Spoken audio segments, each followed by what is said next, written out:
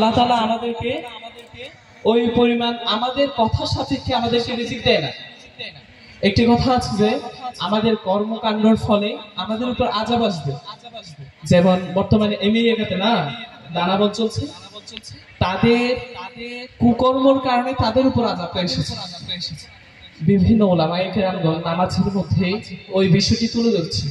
সে বলতেছে তাদের এই ধরনের খারাপ নড়াচড়ার ফলে এই ধরনের আযাবটি আসতেছে। যাই হোক, হুজুর চলে এসেছে, আসুন হুজুর আসার আমি একটু জিকির করি। আয়ে মুহাম্মদ সাল্লি আলা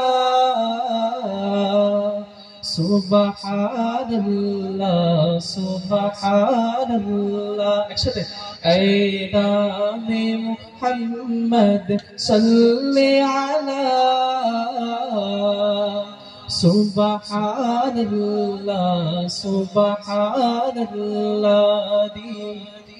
जिसने हमारे दिल को जला।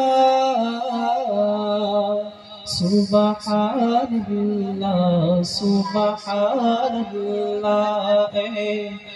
नाम मुहम्मद सल्ले अला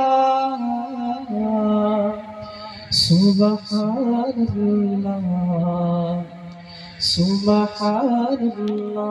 अस्सलामु अलैकुम व रहमतुल्लाह।